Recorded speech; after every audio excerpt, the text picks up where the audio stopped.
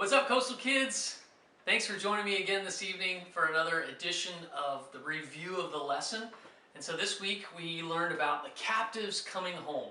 Before I tell you the story, I want to tell you a little bit about what happened before the story took place, okay? And so we've got the Israelites, which are God's chosen people, all right? They're living in the land that God had promised them, all right? And so while they're there, they begin to become disobedient. They begin to mess up. They're not doing the things that God has told them to do, okay? And so God allows a foreign people to come in, the Babylonians, to come in and take them away from their lands so that they have to live in a foreign land. They destroy the temple.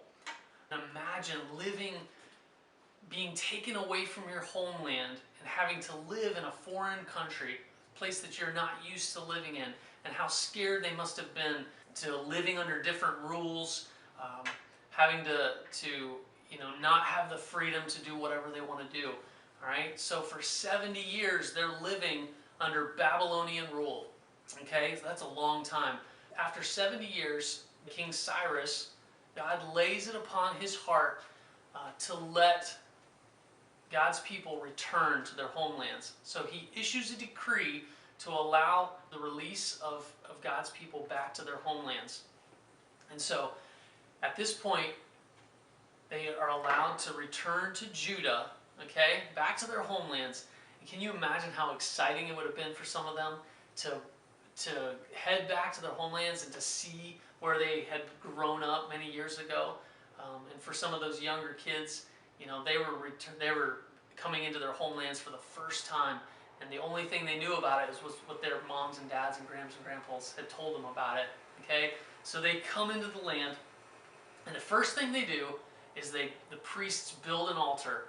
Okay, in the hometown of Jerusalem, they build an altar, and they offer sacrifices on this altar as a worship to God and thanking Him for all that He had done, allowing them to return back to their homeland. And so they wanted to rebuild the temple that was destroyed, okay? So they had stone workers come in, they had people that worked with wood, they came in, and they began to rebuild the foundation for this temple in Jerusalem. So once they got that all taking place, they brought people from miles around, and they all joined together and worshiped God. They sang praises. Now there were some people, some of the elders, the grandmas and grandpas, that remembered the temple the way it used to be, and so they weren't so excited, and they began to cry because they remembered the way that the temple was originally built, and now all they're seeing is a foundation. So they're crying, and then there was a bunch of shouts of laughter and joyous singing, and it's heard from miles around. All right, so that's kind of where our story ends. But there's a couple things I want you to remember out of this story. Okay, the first thing is what happened to the people of Jerusalem to begin with. All right, they were living at home and they were being disobedient, and there was a punishment for that. And the punishment was they had to live in a foreign land for 70 years. All right, so it's always important, boys and girls, to be obedient to what God is telling you to do. The second thing that I want you to remember is that God always keeps His promises, all right?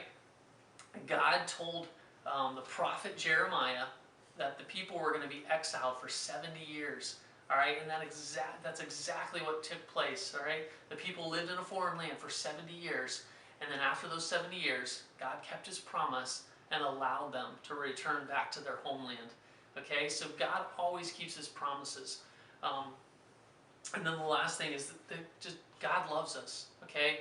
And He's always going to rescue us, when we cry out to Him. And so let's learn those things from this story today. Let's understand that that in the end, Jesus will return, and He's going to restore us He's going to restore the earth to the way it was originally purposed to be, and that we will be able to live with Him for the rest of eternity, just like God restored His people back to their land. Okay, so I love you. Hope you guys are all doing well. We're still praying for you all, and so if you need us for anything, please reach out. Send me an email. send me a Facebook message, whatever it is. Call me, whatever it is. We'd love to hear from you. So we'll see you next time.